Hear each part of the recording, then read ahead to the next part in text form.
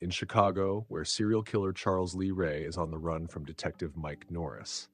Charles's accomplice, Eddie Caputo, waits in a getaway van nearby. As Mike shoots Charles in the back, a police car approaches, spooking Eddie into fleeing, abandoning Charles. Desperate, Charles breaks into a toy store by shooting the lock. Inside, Mike lands another shot, mortally wounding him. Knowing he's about to die, Charles grabs a good guy doll and performs a mysterious chant. Dark clouds gather, lightning strikes, and the toy store explodes. When the dust settles, Mike finds Charles's lifeless body lying next to the doll. Andy spots a commercial for the good guy doll on TV and eagerly hopes it's inside his birthday gift. But when he opens the large present, he finds only clothes. His mother, Karen, hadn't learned about the doll in time to save up for it. Maggie suggests a solution. They find a peddler in an alley who sells Karen the doll for $50.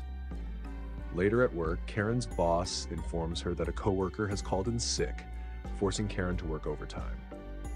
Maggie offers to babysit Andy, who is overjoyed to finally have his good guy doll. The doll introduces itself with a cheerful, "Hi, I'm Chucky, and I'm your friend till the end." Maggie insists it's time for bed, but Andy claims that Chucky wants to watch the 9 o'clock news. Despite her insistence, the TV later turns back on with Chucky sitting in front of it. After tucking Andy in with the doll, Maggie hears a noise down the hallway. Investigating, she finds spilled flour on the floor. As she bends down to clean it, she's struck in the face with a hammer. Staggering backward, she crashes through a window and falls to her death. Mike Norris later examines the scene and notices small shoe prints in the flour, which match the soles of Andy's shoes. Though Karen insists Andy has no idea how the prints got there, Mike points out that someone made them. If not Andy, then who? Meanwhile, Andy discovers flour on Chucky's shoes, but neither Mike nor Karen believes his claim that Chucky is the killer. Karen later finds Andy talking to the doll, who reveals his real name is Charles Lee Ray. He says Maggie was a real bitch and got what she deserved. The following day, Andy takes Chucky to school but quickly sneaks away once Karen is out of sight. Instead of heading to class, Andy boards a train and makes his way to the house where Eddie Caputo is hiding. Leaving Chucky in a chair, Andy steps outside to relieve himself. From a first-person perspective, Chucky sneaks into the house, turns on the gas, and leaves the oven open. The noise wakes Eddie, who cautiously approaches the kitchen. As he opens the door and fires his gun, the house erupts in an explosion. Later at the police station, Karen pleads with Andy to tell the truth, warning him that he could be taken away from her. Desperate, Andy tries to get Chucky to speak, but the doll remains silent. Andy, however, seems to understand, whispering, "He told me never to tell about him or he'd kill me." Dr. Ardmore decides he's seen enough and suggests that Andy stay with them for a few days. Meanwhile, back at the apartment, Karen becomes increasingly desperate to get Chucky to talk. She picks up the doll's box and is shocked when the batteries fall out. They were never even inserted. She quickly checks the doll's battery compartment, finding it empty. Suddenly, Chucky's head spins around, cheerfully saying, "Hi, I'm Chucky. Wanna play?" Terrified, Karen drops the doll. Desperate, she threatens to throw Chucky into the fire if he doesn't speak. In response, Chucky erupts in rage, shouting endless expletives. He then bites her arm before she throws him off. Chucky bolts out of the apartment, and while Karen races down the stairs, he vanishes by the time she reaches the ground floor. With nowhere else to turn, Karen goes to Mike Norris, but even the bite mark on her arm isn't enough to convince him of Andy's story. Determined, Karen decides to track down the peddler who sold her the doll. Mike warns her that's not a safe part of town to be in at this hour. Karen tracks down the peddler and demands to know where he got the doll. The peddler asks, "What will you give me if I tell you?" Desperate, Karen hands over her money, but he dismisses it, saying, "It's not enough." When Karen insists it's all she has, the peddler suggests she has something else to offer and begins to get aggressive. Just then, Mike shows up, brandishing his gun to scare off the other bystanders.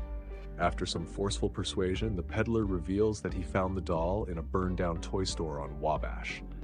Mike then connects the dots, remarking, "That's where Charles Lee Ray died."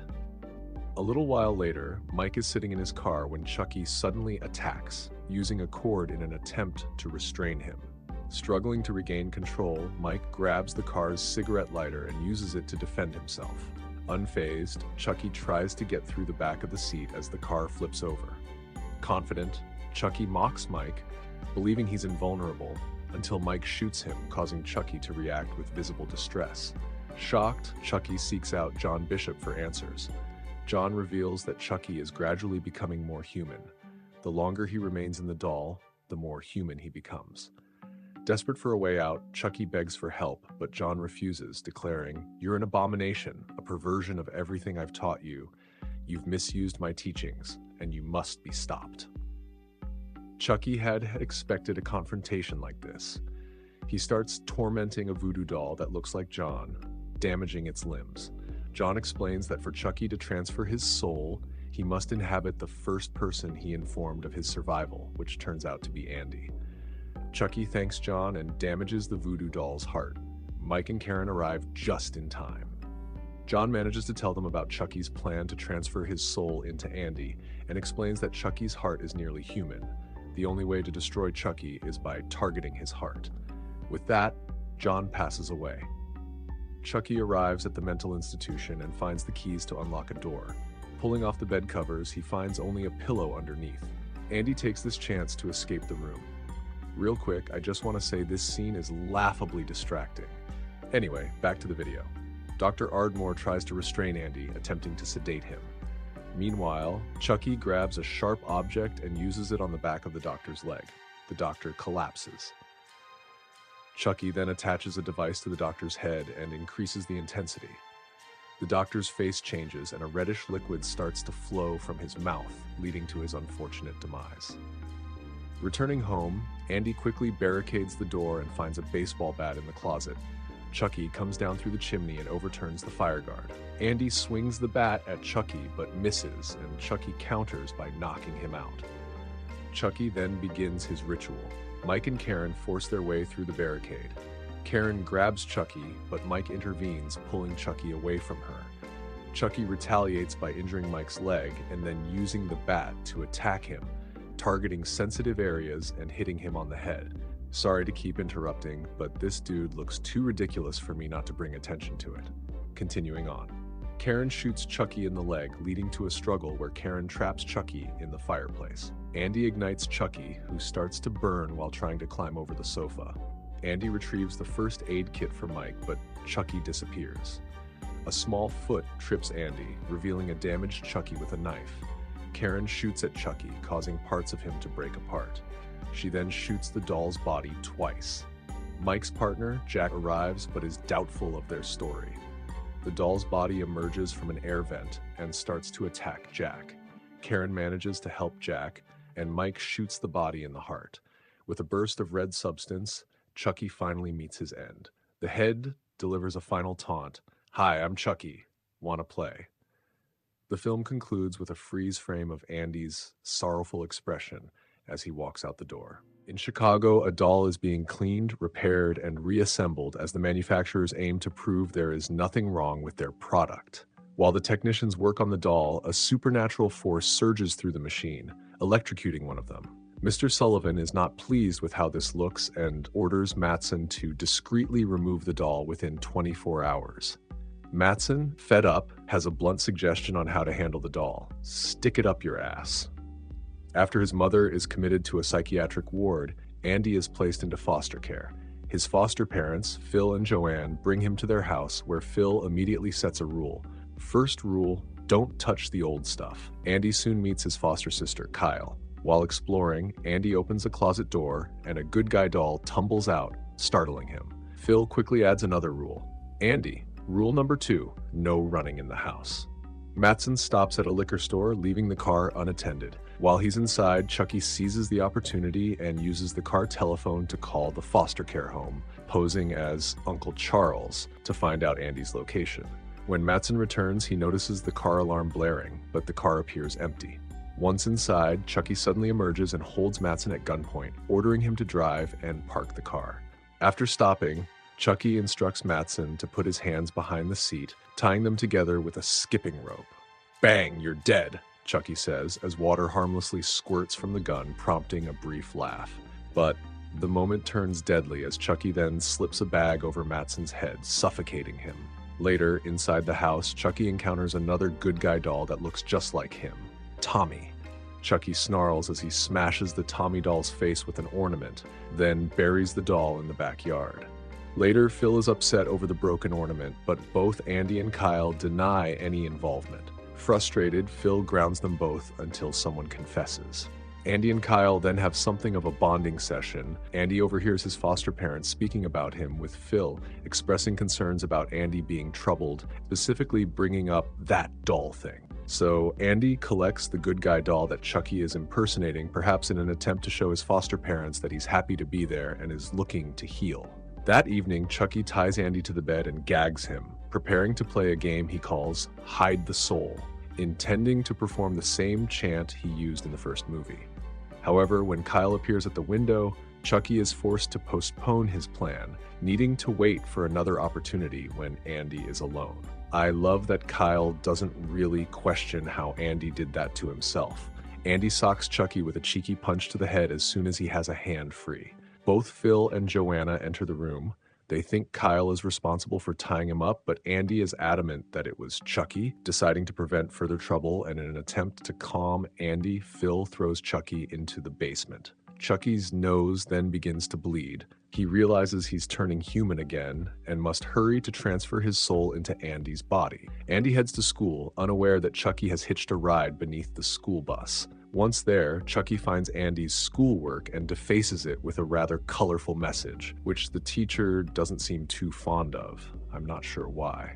But as a result, she puts Andy in detention, locking him in a room and throwing Chucky into the closet, which she also locks. When Andy looks through the closet keyhole, Chucky's eye suddenly appears, prompting Andy to escape through the window. Hearing noises from the closet, Miss Kettlewell assumes it's Andy and opens it to scold him, only to find the closet empty. Suddenly, Chucky attacks her, stabbing her with an air pump and inflating her. As she stumbles out, knocking over desks, Chucky emerges from the closet holding a yardstick, ominously saying, "You've been very naughty, Miss Kettlewell." The camera then zooms out from the window with each swing of the stick. An amazing scene, in my opinion. Back at the house, Kyle confides in Andy that she's lived with dozens of families, but they always send her away just when she starts to feel comfortable. Each time it's happened, she's grown stronger, realizing that the only person she can truly rely on is herself. Andy, however, responds, "It doesn't matter. Wherever I go, Chucky will find me." Determined, Andy grabs an electric meat knife and heads into the basement like the badass that he is. Chucky suddenly drops down on him, and a struggle ensues as Andy crawls along the floor with Chucky on his back. Andy manages to reach the knife and strikes Chucky in the head, causing him to run off. Phil arrives, eyeing Andy cautiously as he holds the electric knife. But before Phil can react, Chucky trips him on the stairs, sending him crashing through the banister. As Phil dangles precariously, Chucky asks, "How's it hanging, Phil?" before letting go of the rope. Phil falls and dies. After Phil's death, Joanne decides to send Andy back to the foster care home. Meanwhile, Kyle throws Chucky into the trash bin and then relaxes on a swing, smoking a cigarette. As she kicks up some dirt, she uncovers something buried beneath it: the Tommy doll. Realizing something is wrong, she checks the bin and finds it empty. Rushing inside, she discovers Joanne at the sewing machine, dead. Before she can react, Chucky takes her captive and forces her to drive to the foster care home. On the way, they get pulled over. The policeman, recognizing the doll as a good guy, asks, "What's your name, buddy?" The doll, being frustrated with their current situation and not wanting to entertain the officer, awkwardly responds with a very short, "Chucky." The bizarre sight is enough to make him let them go. There's a tip for anyone wanting to get out of a ticket: just have a really strange doll in your passenger seat. Kyle then accelerates and brakes abruptly, sending Chucky crashing through the windshield. She then crashes the car into a post to throw Chucky off the hood. Attempting to crush Chucky against a fence, Kyle finds that he dodges her efforts. Chucky then takes Kyle captive again, declaring, "Playtime's over." The fire alarm blares in the foster care home. Kyle reveals that Chucky pulled the alarm, and Grace escorts them to her office. As she grabs the doll, Chucky springs to life with renewed energy and says, "Amazing, isn't it?" before attacking Grace. She collapses onto a photocopy machine, her death face captured in a printout. Chucky then locks the door between Andy and Kyle and forces Andy into the back of a Chicago Sun-Times van.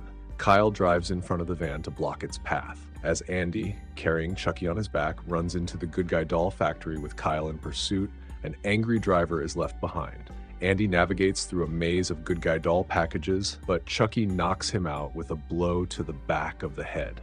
Chucky manages to complete the chant, but his nose continues to bleed, revealing the consequences of having stayed in the doll's body for too long. Kyle then topples a stack of boxes onto Chucky. Kyle and Andy climb up a roller slide, with Chucky quickly following.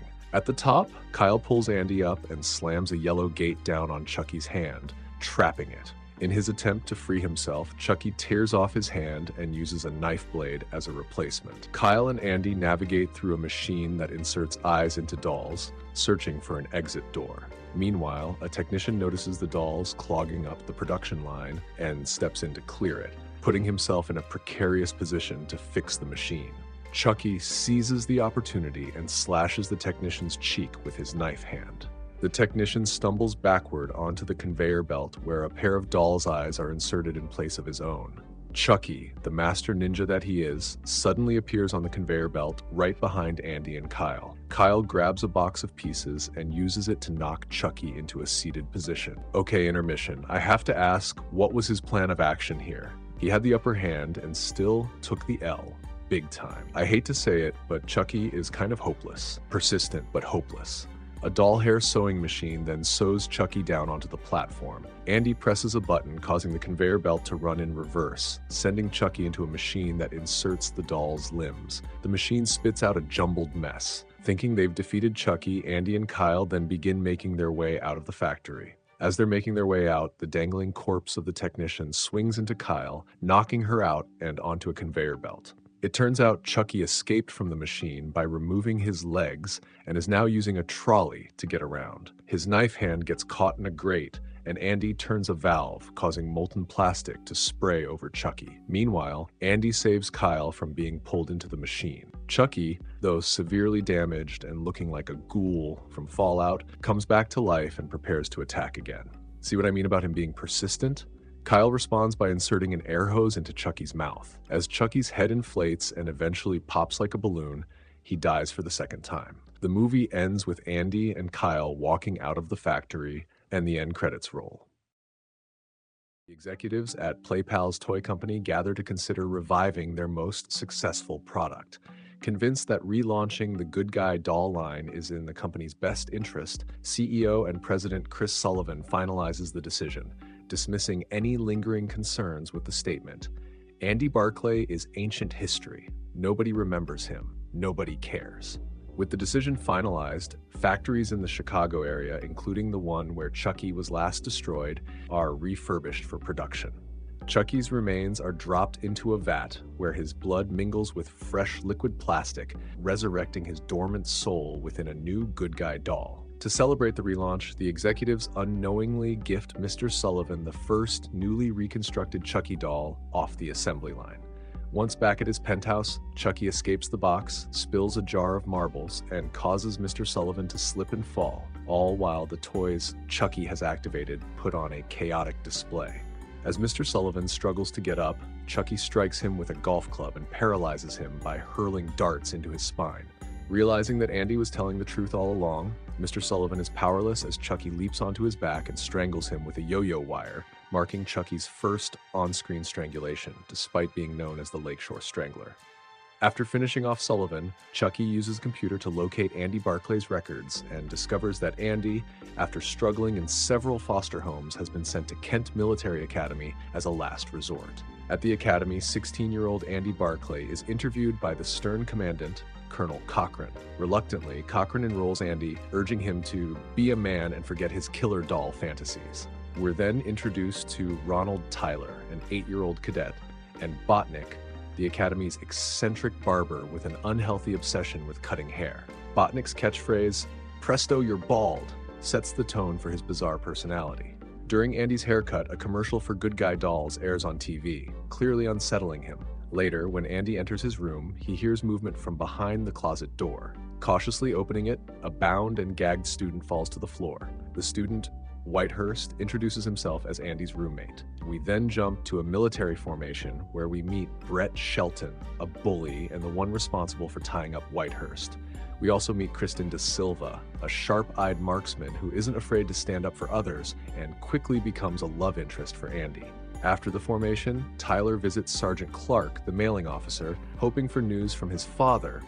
Though Clark has no updates, he tries to cheer Tyler up by asking him to deliver a package addressed to Barclay. Tyler agrees to deliver the package, but he proves to be the worst mailman ever. He repeatedly drops the package, almost as if he's doing it on purpose. Tyler eventually manages to drop it down a flight of stairs.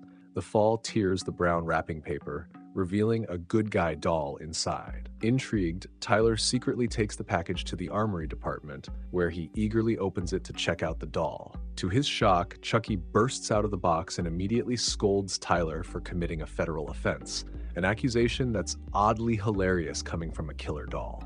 Furious that his plans to possess Barclay's soul have been disrupted, which is funny in itself, considering Andy would be instantly suspicious of a package shaped like a good guy box, Chucky quickly realizes that with his soul in a new body and his identity still a secret, Tyler could be the perfect new target.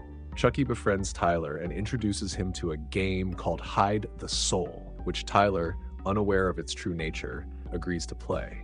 Their ritual is abruptly cut short when Colonel Cochran and a major enter the armory to take inventory for the upcoming war games. Disapproving of Tyler playing with a girlish doll, Cochran seizes Chucky and takes him outside to the field. Meanwhile, Barclay, who's practicing rifle techniques with other cadets, spots Cochran holding Chucky. Instantly, he realizes the doll has returned to haunt him once again. His worst fears are confirmed when he hears the garbage truck driver's cries as he's crushed under the trash compactor during Chucky's twisted escape attempt. Later that evening, Chucky confronts Andy in his room, revealing his new plan to steal Tyler's soul and kill Andy to eliminate any interference. Determined to protect Tyler, Andy attacks Chucky, smashing his head against the floor repeatedly. Just then, Shelton enters the room to collect the shoes he had given Whitehurst to polish and gets upset at Andy over a scuff on one of them. Shelton decides to take the doll as a birthday gift for his sister and leaves. Does anyone else find it odd that Chucky just accepted his fate here? Did he know Shelton was coming, or was he really going to let Andy pummel him into the ground for a bit? Later that night, Andy sneaks into Shelton's room to retrieve the doll. When Chucky suddenly escapes, Andy, startled, accidentally wakes up Shelton. Furious, Shelton slams Andy against the wall before noticing that Chucky is missing. Determined to find the thief, Shelton forces all the cadets into a grueling exercise in the courtyard until someone confesses. As Andy tries to slip away, Shelton catches him. After a brief exchange with Andy landing a cheeky face punch, Shelton forces him back into the activity. Meanwhile, Chucky roams the juvenile corridor and stumbles upon a note left by Tyler, mistakenly interpreting Hide the Soul as an invitation to play hide and seek. I love how Tyler manages to frustrate Chucky without even trying. Honestly, I don't think anyone else in the series gets under his skin like Tyler does. Chucky eventually finds Tyler in Colonel Cochran's office, where they attempt to resume their game of Hide the Soul. However, they're interrupted once more, this time by cadets Kristen De Silva and Ivers, who are busy snooping through Andy's record. They discover Tyler and Chucky hiding in a closet, and De Silva, in a playful mood, decides to give Chucky a makeover. But their fun is cut short when they hear someone approaching, prompting the trio to flee, leaving Chucky behind. When Colonel Cochran enters his office, he casually tosses Chucky into a wastebasket. However, when he turns around, he's horrified to see Chucky has disappeared, only to then jump out, now brandishing a knife. The shock of it all is too much for Cochran, triggering a fatal heart attack, leaving Chucky in disbelief and dismay. The next morning at breakfast, Andy warns Tyler about Chucky, trying to explain that Chucky isn't just a toy, but a serious threat. Tyler dismisses Andy, insisting that Chucky just wants to play and that he's only jealous of their friendship. Unable to persuade Tyler otherwise, Andy gives him a pocket knife, instructing him to use it for protection if Chucky poses any danger. The next morning, as Officer Clark instructs the cadets for the upcoming war games, the Academy's menacing barber, Botnick, finishes giving a haircut to Whitehurst. After Whitehurst leaves, Botnick discovers Chucky in a cabinet and decides to give the doll a trim. Before he can start, Chucky retaliates by slashing Botnick's throat with a shaving knife, gleefully exclaiming, "Presto, you're dead!" and laughing maniacally. Whitehurst, who returns to retrieve his jacket, is horrified by the grisly scene and startled by Chucky's sudden boo. Terrified, he rushes back to his spot in line, where Andy realizes Whitehurst saw Chucky, but he won't admit it. Meanwhile, Chucky sneaks into the armory department and swaps the paint bullets in the red team's rifles for live ammunition. Once the instruction is over, the two teams head out in opposite directions. Tyler joins the red team, while De Silva, Andy, and Whitehurst make up the blue team.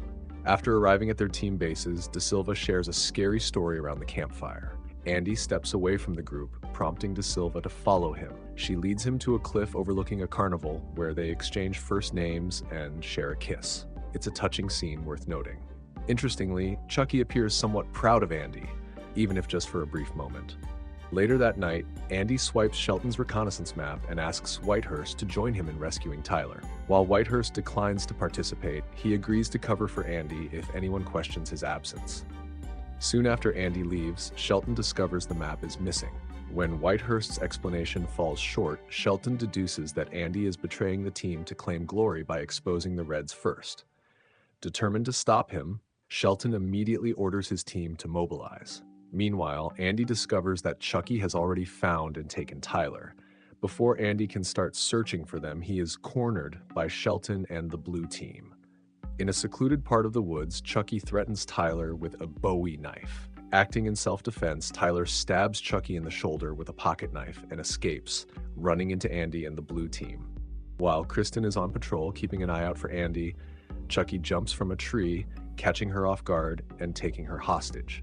Chucky then radios Andy, threatening to detonate a grenade and take out De Silva if Tyler isn't delivered to him immediately.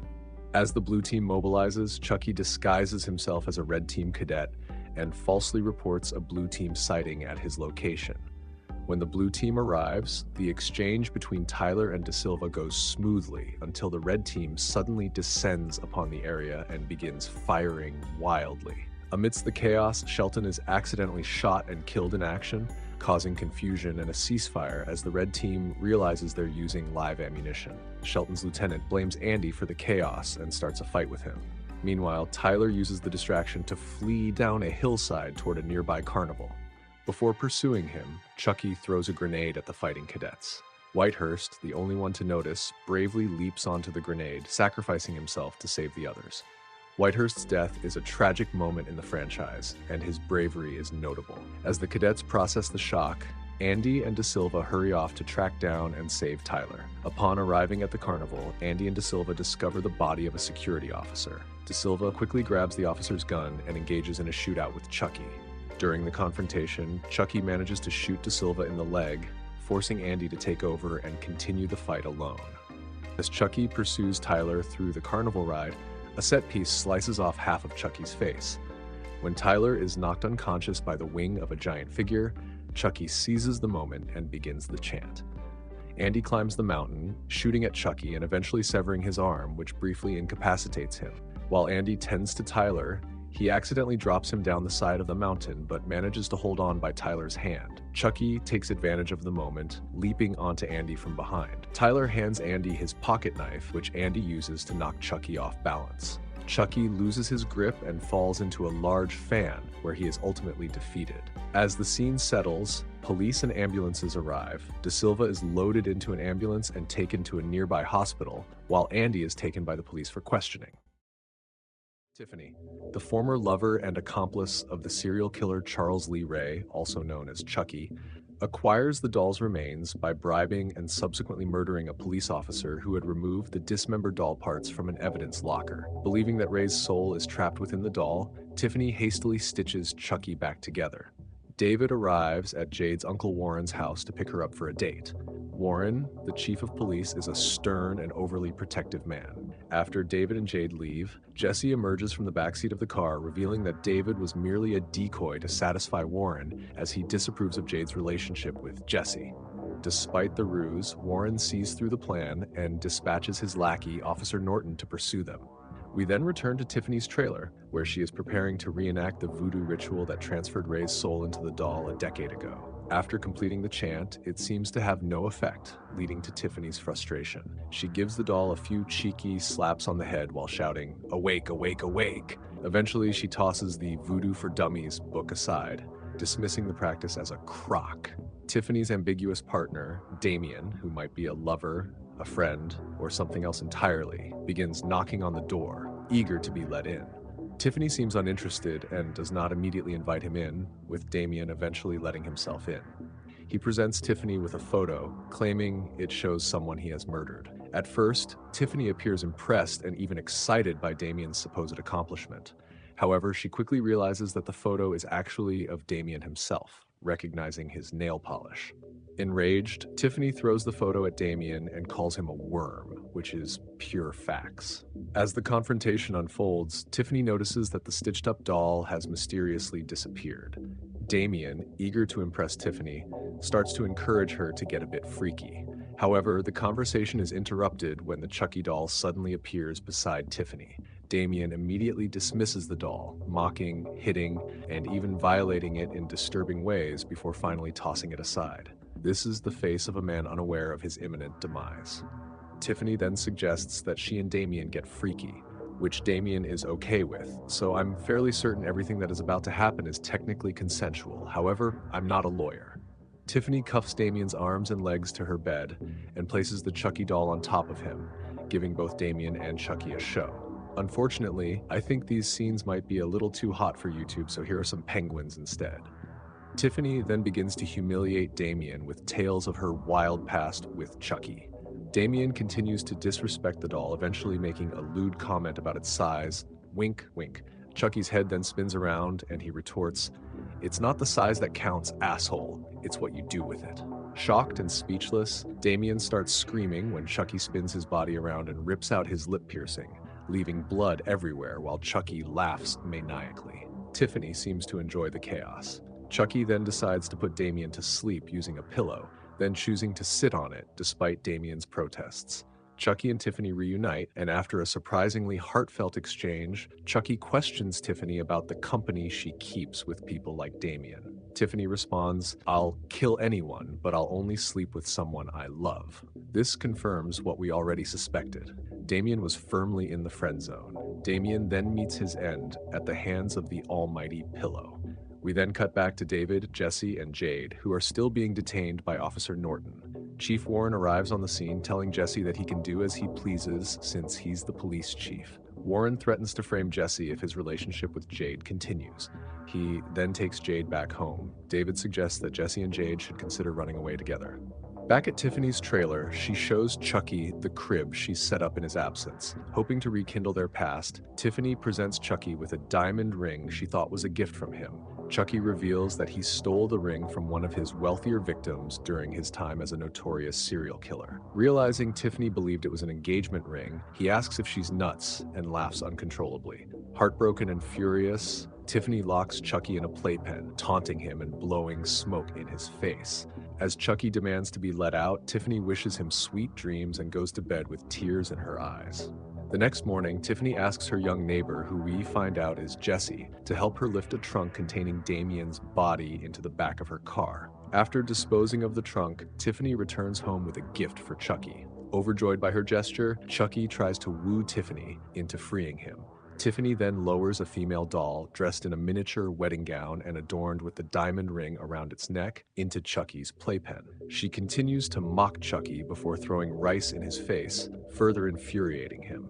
Chucky, now enraged, threatens to take Tiffany's life, with Tiffany leaving to take a bath. By using the diamond ring that was around the neck of the bridal doll, Chucky manages to escape and surprises Tiffany while she is bathing. Despite putting up a fight and landing a cheeky kick to Chucky's head, Tiffany ultimately loses, with Chucky finishing her off by dropping a television set into the bathtub, electrocuting her. Chucky then performs the familiar voodoo chant, transferring Tiffany's soul into the bridal doll. As a doll, Tiffany is understandably outraged and punches Chucky in the jaw. Chucky blackmails her, revealing that her only chance to return to human form is to help him find an amulet called the Heart of Damballa, explaining he was wearing it the night he died.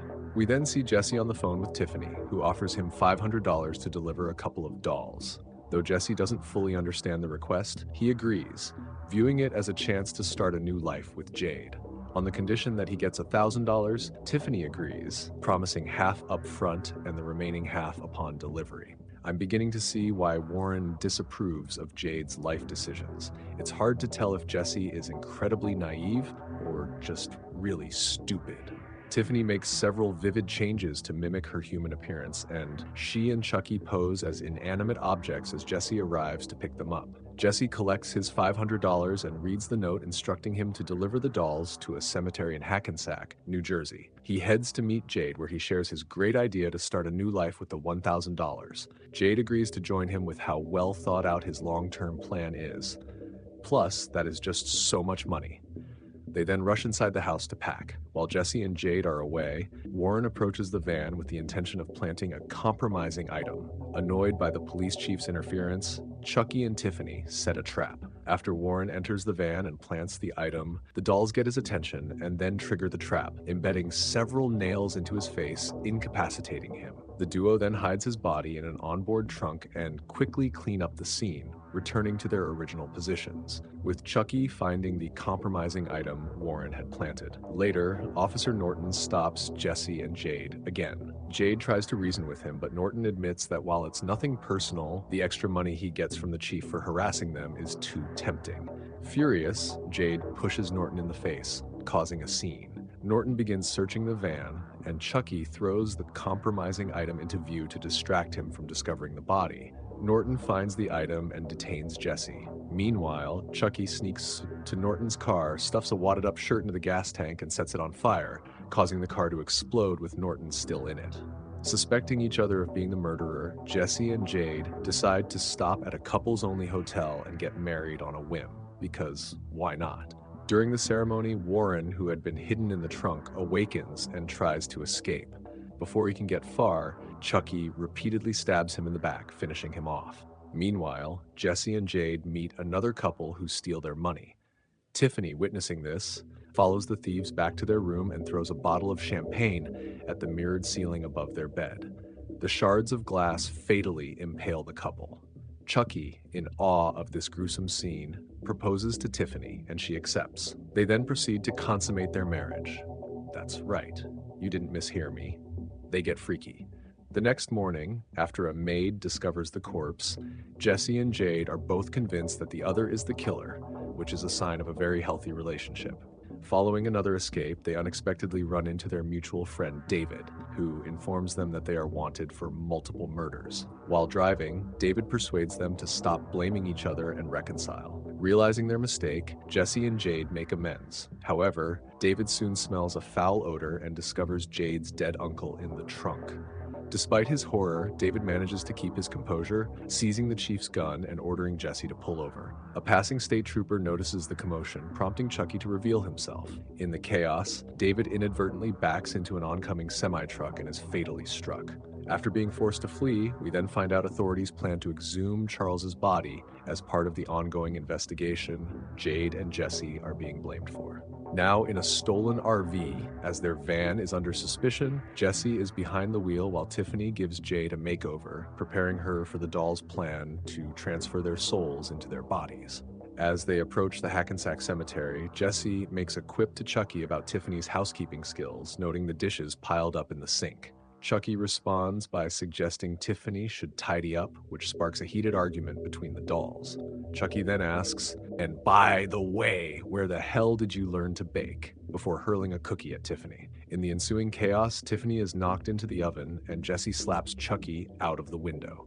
As Chucky flies out, he tries to shoot Jesse but misses, causing the RV to crash. Still tied to a chair, Jade sees that Tiffany is alive but severely burned. Jesse manages to cut Jade free and pulls her out of the RV just before the vehicle explodes from a shorted wire. While Jesse is blown clear, Chucky takes Jade hostage.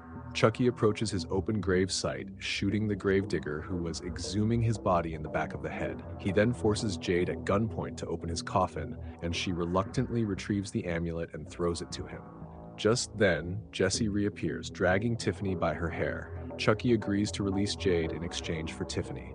As the couples reunite, Chucky throws a knife at them, hitting Jesse, then tying them up to begin the voodoo ritual. Witnessing Jesse and Jade's love for each other and Chucky's revulsion at her disfigurement, Tiffany betrays Chucky by stabbing him in the back, quoting from Bride of Frankenstein, "We belong dead." Chucky then passes out. Jade and Jesse manage to free themselves from their restraints. Chucky, now awake, hits Tiffany right in her head with a shovel. She throws some dirt in his eye, leading to an epic shovel battle. Despite her efforts, Chucky gains the upper hand and stabs Tiffany in the chest. Jesse, grabbing a shovel of his own, knocks Chucky into the grave and pulls up the ladder, trapping the doll in the 6-foot pit. As Chucky screams and curses, a police lieutenant who has been tracking the suspicious couple arrives and sees the living doll. Jade grabs the detective's gun and aims at Chucky, who promises to one day return just like he always does. Resigned to his fate, he then remarks to himself, "But dying is such a bitch," before being shot to death. His lifeless body collapses next to his former human shell. In the aftermath of the scene, the lieutenant radios in to clear Jade and Jesse of any wrongdoing, allowing them to escape together. Before the rest of the police unit arrives, the lieutenant discovers Tiffany's body. After prodding her a few times, the charred doll suddenly springs to life. The lieutenant is horrified as a screeching, sharp-toothed baby emerges from beneath Tiffany's dress and attacks him. Today's recap is Seed of Chucky. From a first-person perspective, a little girl named Claudia hits us with the insult, "That's the ugliest thing I've ever seen in my whole life." While she's not wrong, it certainly sets the stage for the justified murder of her parents and the destruction of this doll. Later, when we encounter Claudia again, she seems mostly unfazed until we start to go potty. At that point, she loses it, screaming repeatedly, "You're pissing your pants." We then cut to an ugly doll named Shitface, who reveals that the disturbing scene we just witnessed was nothing more than a dream.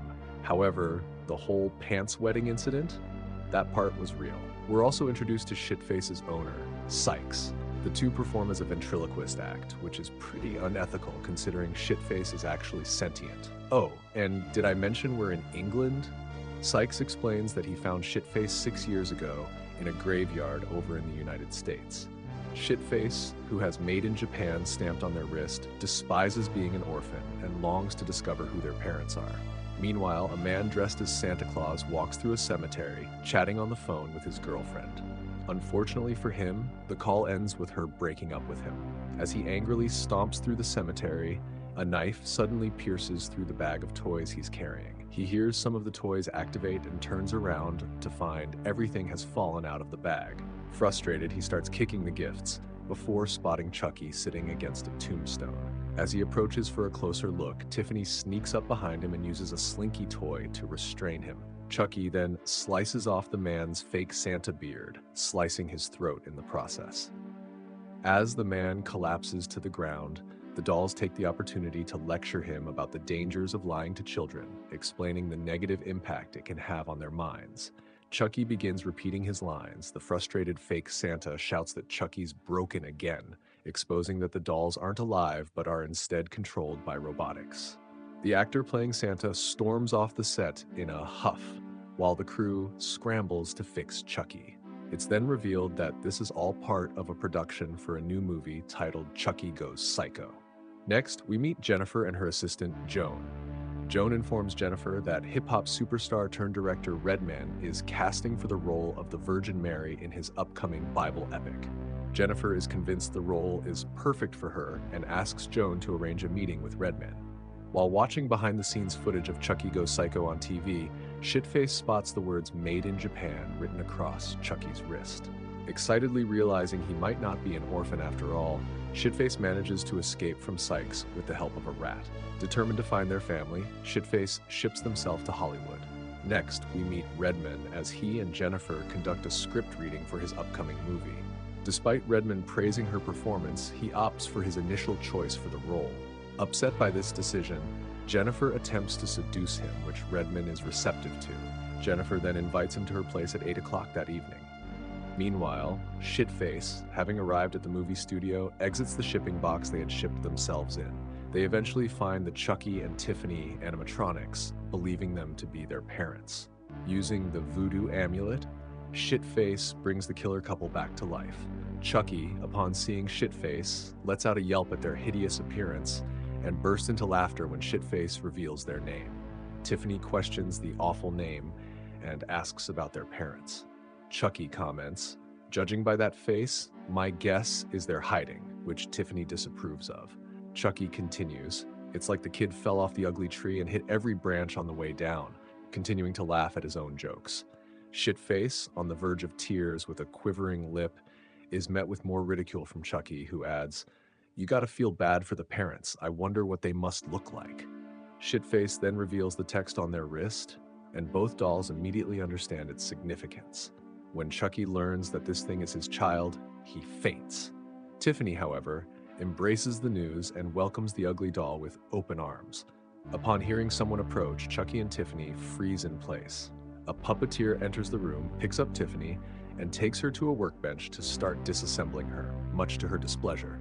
As the puppeteer opens her protective casing, he is puzzled to find organs where electronic components should be. Tiffany spins her head around and calmly says, "Heads up." Shocked, the puppeteer notices Chucky nearby. Chucky then throws a wire around the puppeteer's neck, with Tiffany grabbing the other end.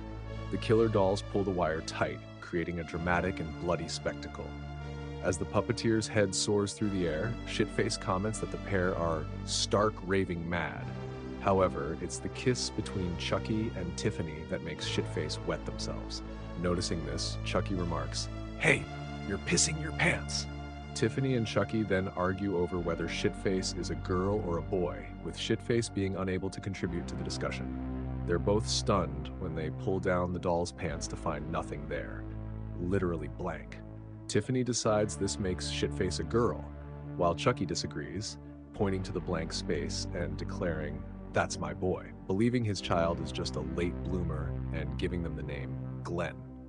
Tiffany, still convinced Shitface is a girl, thinks Glenn is an awful name and decides to call her Glenda instead. This is all a bit confusing, so from now on, I'll refer to the child as Glenn or Glenda depending on the scene and who they're with, and the same goes for pronouns. The dolls then hear someone else approaching. It turns out to be Jennifer. Upon seeing the puppeteer's remains, she assumes they are just props and comments on the mess. Tiffany is in total and complete awe of Jennifer. Jennifer then starts kicking the head of the puppeteer, still believing it to be a prop, and is impressed by how realistic it looks. She even begins to get a little freaky with the head before realizing it was the real deal. Horrified by what she's holding, she drops the head and screams. We're then introduced to Stan, Jennifer's limo driver, and something of a romantic partner. However, Stan harbors feelings for Jennifer and wants to have a real relationship with her. But this is something that Jennifer shows little interest in. Chucky and his family are able to sneak into the back of the limo while Stan and Jennifer are busy swapping tongues. During the ride through Hollywood, Glenn asks his parents if they're a pair of ninja assassins. Chucky, confused by this vaguely racist remark, responds with a simple, "Huh?" and informs Glenn that they're not from Japan, they're from Jersey. Tiffany comes up with a plan to transfer her soul into Jennifer's body, with Chucky's soul going into Redmond's. Tiffany reassures Glenda that she will become a real girl, but Glenda is curious about how this will happen. Before Tiffany can explain, Jennifer rolls down the limo's privacy window to retrieve the champagne bottle that Chucky has already polished off. Stan tries to express his feelings to Jennifer, but she cuts him off as she calls Joan. Jennifer asks Joan to bring a new bottle of champagne to her house, as she's planning a big night. Stan, initially pleased thinking she's making plans with him, is disheartened when Jennifer mentions Redman. Jennifer tries to reassure Stan, saying it's just business. The privacy window goes back up, and Tiffany bluntly calls Jennifer a slut. Later that night, in the attic of Jennifer's home, Chucky and Tiffany are putting Glenda to bed. As they do, Glenda asks, "Why do you kill people?" Caught off guard, Chucky refers to it as a hobby that helps him relax and explains that it's been a family tradition for generations. Glenda counters by saying that violence is bad, to which Chucky responds, "It's violins that are bad. Their screechy music's gonna ruin the goddamn country." Tiffany sides with Glenda, viewing killing as an addiction, and insisting that, as parents, they need to set a good example. She suggests her and Chucky give it up cold turkey, but while Chucky reluctantly agrees, he crosses his fingers behind his back whilst doing so. A paparazzo sneaks past the fence surrounding the property. Later that evening, Chucky is tasked with depositing some mayonnaise into a cup as part of the voodoo ritual. We cut to a scene where Tiffany is slipping some vitamins into a champagne bottle. Jennifer and Redmond are seen chatting before things start to get a bit freaky. The paparazzo who snuck in earlier snaps a photo of the moment. However, something else grabs his attention. The silhouette of Chucky preparing the mayonnaise. Shifting his focus back to Jennifer and Redmond, he spots Tiffany and remarks, "God bless the little people." Jennifer begins to have second thoughts about getting freaky. Redmond me-toos Jennifer, only to be knocked out by Tiffany, which the paparazzo also captures. Tiffany reveals herself to Jennifer, scolding her and reciting the phrase, "You can always smell it on girls who sell it." She then asks for Jennifer's autograph. Jennifer flips out, running into Chucky, who is unsure what to do with the mayonnaise, which causes Jennifer to freak out even more, eventually leading to her tripping. Tiffany tries to reason with her, offering Jennifer two choices, but unfortunately for Jennifer, she chooses the hard way. Later, Chucky spots the paparazzo climbing the fence and decides to leave Tiffany to handle the deposits. He goes to wake up Glenn, inviting him for a boys' night out. The two of them take Redman's car for a spin, blasting gangster rap. Their joyride is interrupted when Britney Spears cuts them off. Unbeknownst to Glenn, they run the pop star off the road. We cut to the paparazzo's workplace, where he's developing his photos and trying to figure out what he captured. He's startled by Chucky's laughter and initially dismisses the doll as just a toy. However, he soon realizes there's something familiar about it. Enhancing the image reveals Chucky. By the time he turns around, the doll is gone. He gets up and cautiously heads for the exit, unaware that Chucky is stealthily following him, pulling off some serious Splinter Cell moves. Glenn tries to alert the man, but his appearance causes the man to stumble into a shelf, knocking a bottle of sulfuric acid onto his head. Chucky is delighted by the outcome, while Glenn is visibly displeased. Chucky takes a photo to commemorate Glenn's first kill. Jennifer invites Redman over for dinner and reveals that she is pregnant. Redman responds by explaining that he couldn't be the father because he has been desexed. He then tells Jennifer that he won't hire her if she's pregnant. Tiffany, enraged by this, initially tries to avoid violence and calls a recovery hotline. The operator advises her that Rome wasn't built in a day. With that in mind, Tiffany proceeds to deal with Redman in a very creative way while Jennifer is still on the phone. After the call ends, Jennifer decides to leave, telling Redman to let himself out and to drop dead. So he does. Glenn witnesses the scene and Tiffany asks him to keep it a secret. The next morning, Jennifer wakes up to find that her pregnancy has accelerated dramatically, not knowing it is powered by voodoo magic. While she is on the phone with Joan, having a cheeky little mental breakdown, Chucky sneaks up behind her in an attempt to restrain her. Chucky struggles with this task, and the commotion catches Joan's attention, leaving her concerned. Chucky eventually gains control of the situation, binding Jennifer to the bed. He becomes unsettling until Tiffany steps in to intervene. A photograph of Chucky and Glenn falls out of Chucky's overalls, which Tiffany finds. This discovery leads to a heated argument about what's best for their child and whether Glenn should be a boy or a girl. Glenn interrupts, expressing that all he knows for sure is they don't want to be a killer. This declaration upsets Chucky, who takes pride in his ways, and he bangs on a closet in frustration. The closet door opens to reveal Redman's body. With a new body now needed for Chucky, Tiffany calls Stan. Stan and Jennifer are now bound. As the power goes out, Joan arrives at the front door calling out for Jennifer. Chucky heads out to confront her. Joan enters the house, triggering a silent alarm, and makes her way to Jennifer's room. There, she is met with a chaotic scene. Jennifer, freed from her restraints, tries to warn Joan, but it's too late. Tiffany causes Joan to burst into flames. In a panicked escape, Joan stumbles and falls. It's revealed that Glenda was responsible for Joan's demise. Tiffany reappears, having missed the entire incident, and is completely confused. Glenda, now unhinged, forces Tiffany to slap her in order to bring Glenn back. Later, Jennifer gives birth to a baby boy. But wait, there's more. She also gives birth to a baby girl. It is now time to begin the voodoo chant. Glenn, Glenda, shitface. can't decide whether they want to be a boy or a girl. But time is running out and the police have arrived. Overwhelmed, Chucky tells everyone to shut it, declaring that maybe he doesn't even want to become human.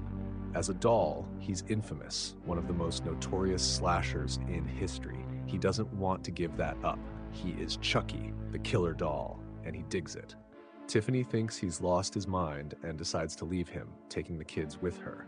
Chucky reacts surprisingly well to Tiffany, leaving him by throwing a knife at her. However, Stan, who has managed to free himself, jumps in front of it, perhaps thinking Chucky was aiming for Jennifer. Tiffany then picks up the knife and throws it at Chucky, hitting him in the shoulder, causing him to drop the amulet. The police then breach the home, discovering the chaotic scene. Jennifer, now in the hospital, is given pictures of her newborn babies. But the nightmare isn't over yet. Tiffany and Glenn have made their way into her hospital room, and Tiffany injects something into Jennifer's IV, making her woozy. As Jennifer collapses, Tiffany locks the door. Just then, Chucky arrives with an axe. As Tiffany finishes the chant, she is struck by the axe, sharing an emotional moment with Glenn before succumbing to her injury. Glenn then confronts his father in a dramatic showdown. Just kidding. Glenn flips over Chucky, and Jennifer slides the axe over to him. Glenn uses the axe on Chucky, then proceeds to disable him. Despite the intense confrontation, Chucky expresses pride in his child. Glenn then delivers the final blow, ending Chucky. Years later, we see what appears to be a children's birthday party. It's revealed that Glenn and Glenda are now twins with human bodies, and Tiffany has swapped places with Jennifer, taking the life of their nanny, who wanted to quit due to fear of Glenda. Glenn opens one final gift, which Glenn discovers to be one of Chucky's arms. The arm lunges at him. Don't ask me how, because I don't know. Today's recap is Curse of Chucky. A mysterious package arrives at the family home of paraplegic Nika and her mother, Sarah. The very flirty delivery guy recognizes Nika from her time at college. Nika wonders if he was hitting on her after he leaves, but her mother dismisses it, claiming he was just being nice, much to Nika's disappointment. When the package is opened, revealing the good guy doll, Sarah is unsettled, while Nika just finds it cute. The doll suddenly speaks, saying, "Hi, I'm Chucky. Want to play?" Sarah, visibly disturbed, believes it to be some kind of joke, hinting at a deeper, more sinister meaning behind the doll's arrival. Uncertain who sent it, she quickly throws the doll in the garbage. Later that night, Nika hears her mother screaming in pain. When she calls out and gets no response, Nika discovers Sarah dead, with the doll ominously sitting in a nearby chair. The next day, while grieving the apparent suicide of her mother, Nika is visited by her domineering older sister, Barb, who arrives at the family home with her husband, Ian, their daughter, Alice, and their live-in nanny, Jill. They're there to help settle their mother's affairs along with Father Frank, a priest who came to counsel the family. Upon arrival, Barb notices Nika hastily throwing away their mother's belongings. Approaching her sister, Barb consoles Nika, and the two share a comforting hug. Nika expresses feelings of guilt, blaming herself for their mother's death, but Barb reassures her that it's not her fault. When Nika offers Alice the doll, she's surprised to discover it's no longer in the chair where it had been since Sarah's passing. Later, Alice finds Chucky in the bathroom and quickly forms a friendship with him. Nika finds it odd that the doll was in there. Later that day, Nika and Alice start preparing dinner, with Chucky quietly watching over them. I want to quickly mention Nika's unusual technique for cutting tomatoes. It's definitely something I've never seen before. They leave the kitchen to set the dinner table, and in their absence, Chucky secretly pours rat poison into one of the bowls. When Nika returns, she notices that the doll is no longer in the same position it was in before they left, and the cupboard containing the rat poison is now open. As night falls, Father Frank joins the family for dinner. After saying grace, Ian toasts Nika for making the meal. Jill chimes in, mentioning how much she loves chili. Everyone seems to enjoy the food, except for Barb, who rudely asks Nika to pass the salt. Father Frank finds the Chucky doll strangely familiar but can't quite place it, leading Ian to mention the good guy craze from years ago. When Alice comments that her food tastes funny, Barb tells her it isn't that bad. Suddenly, Father Frank begins to feel unwell and announces that he needs to leave, citing a meeting at the church. He thanks Nika for the meal and apologizes for his hasty exit. Shortly after, emergency personnel arrive at the scene of a car accident. They find Father Frank disoriented and pinned at the throat by the roof of his car. As firefighters attempt to remove the car's roof, they unintentionally sever his head. Back at the house, a thunderstorm rages outside as Nika, Barb, Jill, and a half-asleep Ian watch old home movies. While watching, Nika spots a stranger in a fun shirt in one of the videos and asks Barb if she recognizes him. She doesn't. Suddenly, Alice comes downstairs to inform everyone that Chucky is missing. Nika then finds the return address from the package Chucky arrived in and attempts to call the delivery company, only to discover she has no signal, likely due to the storm. Jill takes Alice to bed and then begins searching for Chucky. While in the kitchen, Barb enters and passionately kisses Jill, revealing that the two are having an affair. Meanwhile, Nika returns to the living room and finds Chucky sitting on the sofa next to a sleeping Ian. She uses the house elevator to take Chucky up to Alice, but a blackout occurs, trapping Nika in the lift. Once the power returns, the elevator takes Nika to the second floor, where she reunites Alice with Chucky. Alice then notices a cut on Nika's leg. Barb assumes this must have happened during dinner prep. Given Nika's unusual tomato cutting technique, Barb's assumption isn't far-fetched.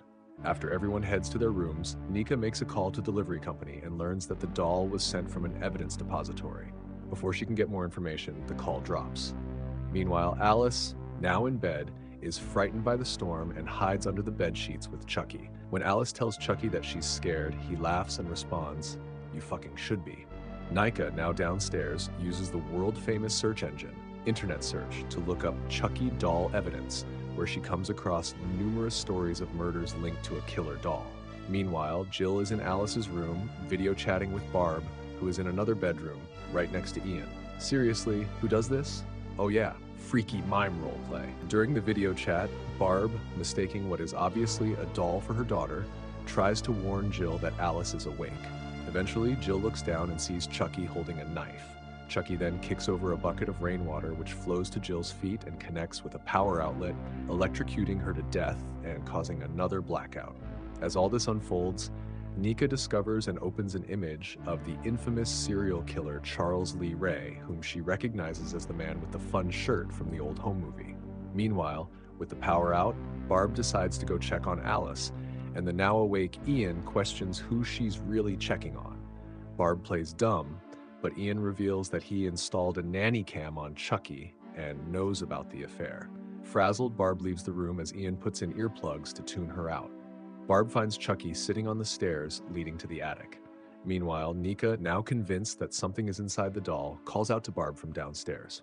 Misunderstanding, Barb thinks Nika is talking about the nanny cam and gets upset at her for not mentioning it sooner. Frustrated, Barb continues holding onto the doll and heads into the attic to search for Alice. With the elevator out of order due to the power outage, Nika begins crawling up the stairs. In the attic, Barb notices a knife tucked into Chucky's overalls. She places him on a trunk and continues searching for Alice. When she turns around, she's startled to see Chucky now sitting on a shelf. Noticing that parts of Chucky's face are peeling, Barb begins to peel off the plastic, revealing his stitches and scars underneath. Suddenly, Chucky springs to life, lunges at Barb in an attempt to have a cheeky little nibble, causing her to fall over. Chucky jumps down from the shelf, holds Barb at knife point, and quips, "You have your mother's eyes, and they were always too fucking close together," before stabbing her in the eye. As Nika finally reaches the attic stairs, the door swings open and Barb's eyeball rolls down, followed by Barb herself, now lifeless. Chucky reveals himself to Nika, who quickly grabs a wheelchair from the hallway closet. As she attempts to flee, Chucky taunts her, saying, "I'm going to get you." Nika speeds away with Chucky right on her tail. She pauses at Alice's room, only to find that Alice has disappeared and comes across the remains of Jill. Nika manages to reach Ian and locks the bedroom door before frantically explaining the situation. Skeptical of her story, Ian carries Nika downstairs and wheels her to the garage. Before he heads back into the house to search for Alice, Nika warns him to stay away from Chucky. However, Ian, lacking valuable context, thinks she's nuts. Meanwhile, Chucky locks himself in a car in the garage and starts the engine, attempting to kill Nika with carbon monoxide poisoning. Nika finds a hatchet and smashes a car window, trying to get to Chucky. However, Chucky swallows the car keys before she can grab them, much to her frustration. Ian returns to the garage and sees Nika holding the hatchet. Now suspicious that Nika might be the one responsible for the murders, Ian disarms her. The stress of the situation, paired with her unspecified medical condition, causes Nika to suffer a heart attack and lose consciousness. When Nika regains consciousness, she finds herself tied to her wheelchair as Ian begins reviewing the nanny cam footage. The footage clearly reveals that Chucky is alive and has locked Alice in a closet after hurling a barrage of curses at her. There's a lot of cursing in this movie, as the title of the movie suggests. Chucky then uses Nika's wheelchair to run Ian over. He follows this up by doing this to Ian. Ouch. As Nika breaks free from her restraints, Chucky retaliates by lodging the hatchet into her knee. Despite the injury, Nika manages to deliver a surprise punch that knocks the killer doll out. Chucky quickly gets back up, but Nika, seizing the opportunity, removes the hatchet from her knee and swings it at Chucky's melon, causing it to pop off. Nika tends to her wounds with her back turned to Chucky, who reattaches his head and then grabs her wheelchair. He pushes her down the hallway and over the balcony, sending her crashing to the ground floor.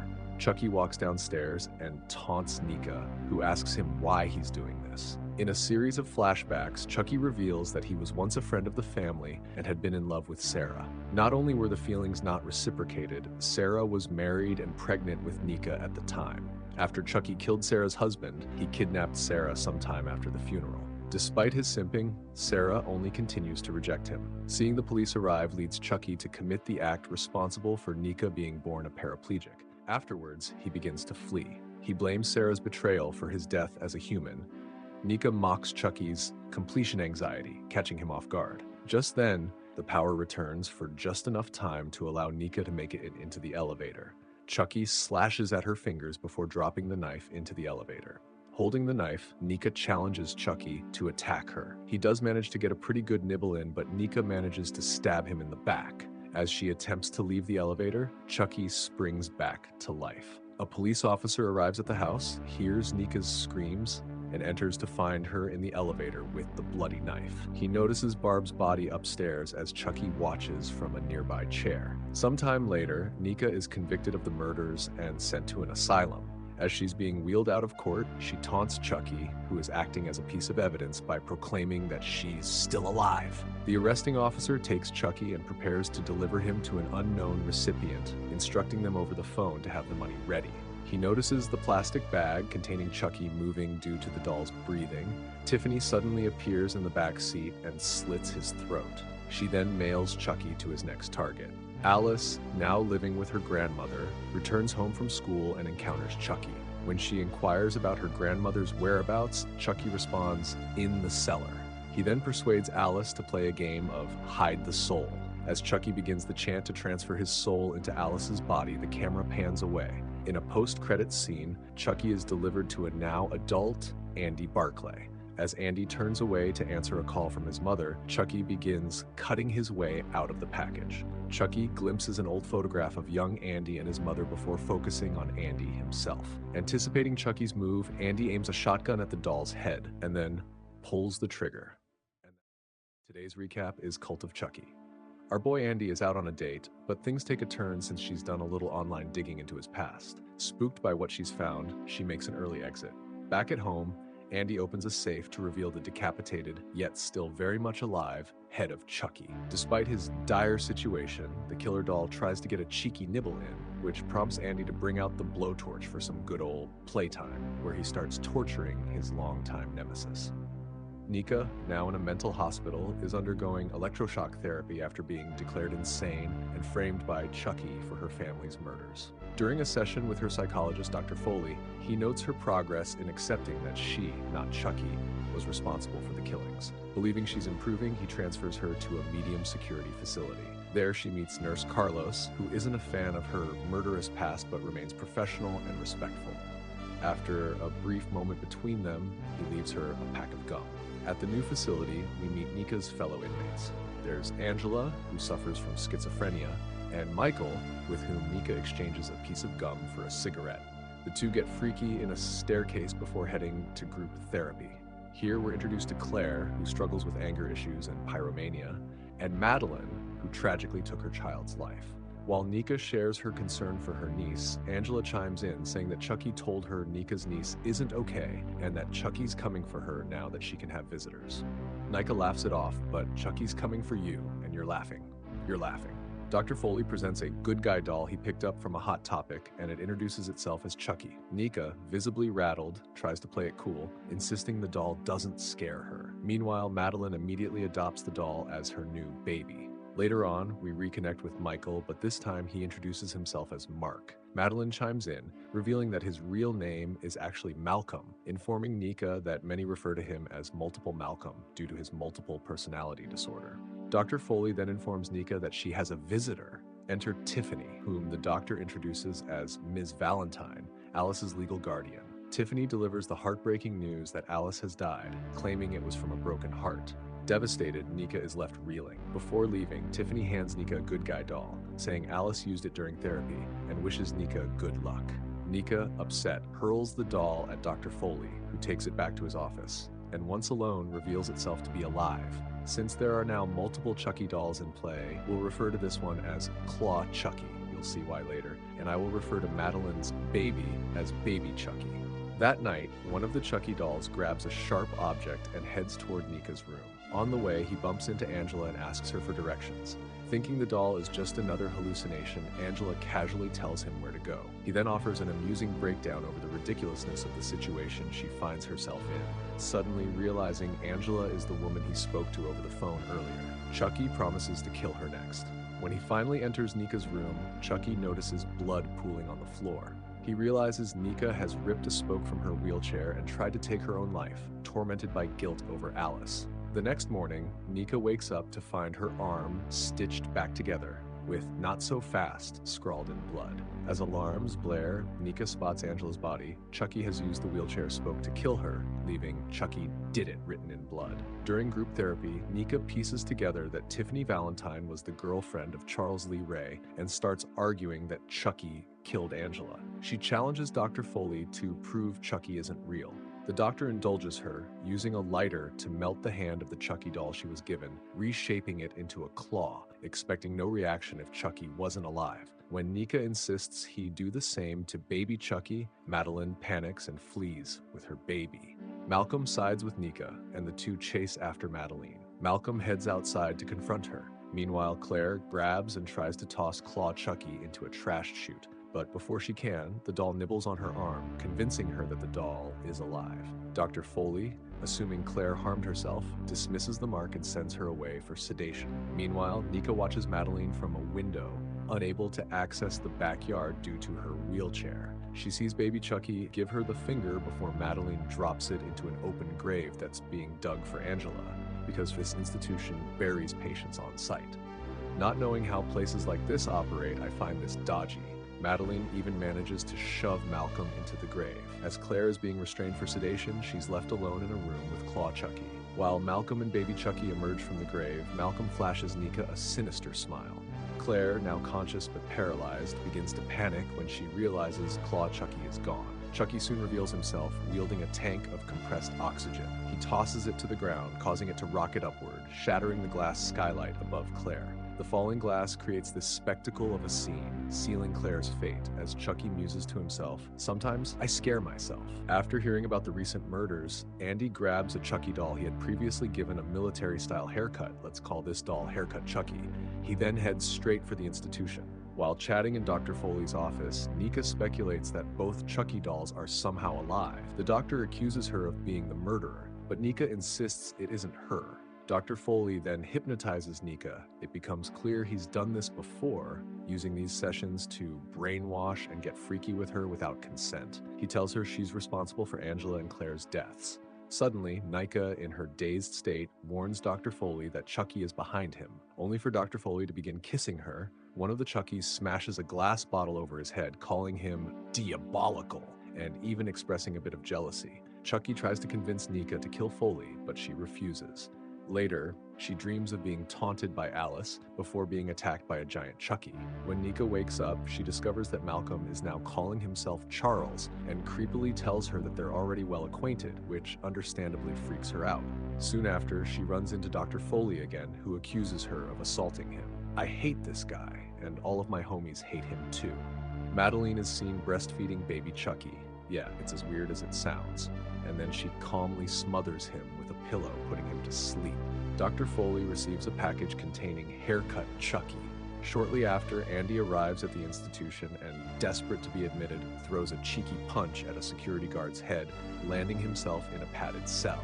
Meanwhile, baby Chucky, having risen from his grave, has made his way to Madeline's room. She willingly allows him to take her life before he removes her tongue and stages it as a suicide. Dr. Foley returns to his office to find Nika strapped into a straitjacket, having been drugged and moved there by Claw Chucky. The doctor informs Nika that he plans to pin the murders on her and write a book about them. He then puts Nika in high heels because he has a thing for feet, I guess, and begins getting freaky with her. However, he is soon knocked out by Chucky, who is conflicted about whether to kill Dr. Foley or admire and take notes of his twisted nature. To Nika's shock, baby Chucky enters the room and begins a voodoo chant that wakes up haircut Chucky. Claw Chucky reveals that he has learned a new spell that allows him to split his soul among multiple bodies. He explains that he had successfully possessed Alice and went on a killing spree in her body, but was forced back into doll bodies after one of Alice's victims fought back and killed her. The trio of Chucky dolls then teams up to kill Carlos, who stumbles upon this bizarre scene. Haircut Chucky is assigned to take out Andy, baby Chucky guards the door, and Claw Chucky focuses on Nika. Meanwhile, a security guard notices a car by the front gate and, upon investigating, finds a doll Tiffany used to inhabit in the back seat. Before he can react, Tiffany the human peers behind him and slits his throat. She then licks her weapon, which is gross and unhygienic. Claw Chucky successfully possesses Nika, and in doing so is able to walk again because voodoo magic. The hybrid of Nika and Chucky, whom I'll call Chica, approaches Dr. Foley as he regains consciousness. With a chilling declaration, "This is for Nika," Chica stomps on his head with her high heels, an act that seems to satisfy Dr. Foley's twisted fetish, judging by the look of grim pleasure on his face. Chica then encounters Malcolm, who is still pretending to be Charles. Malcolm tries to claim credit for killing a nurse, but Chica exposes him as a fraud, where it is revealed that Malcolm was never possessed. Baby Chucky takes the opportunity to drill Malcolm right in the head. Meanwhile, haircut Chucky, after finding Andy, tries to kill him, but is ultimately defeated. Andy tears open the doll's stomach to retrieve the hidden gun and declares, "This is the end, fucker!" before firing a shot into haircut Chucky's "Yay goes," then standing up to shoot him several more times, ending with a shot to the head, then delivering a few stomps for good measure. Andy then turns to see Chica in the doorway. Chica taunts him, doubting that Andy has the courage to kill the girl. Andy proves Chica wrong when he attempts to shoot her, but he's out of bullets. Chica closes the door, which locks automatically, trapping Andy in the padded cell. Chica makes her way out of the institute, with baby Chucky staying behind. Chica approaches Tiffany's car, and the two, or is it three, sharing a passionate kiss. Noticing the dead guard nearby, Chica comments, "Some things never change." Tiffany then expresses how much she misses Alice, prompting the couple to burst into laughter. The Tiffany doll in the back even begins to join in. They all drive off into the night. In a post-credit scene, a car's headlights shine over Andy's house before someone approaches the glass door as it opens. Scarred Chucky looks over and exclaims, "Kyle!" Kyle responds, "Andy sent me. We're gonna have some fun."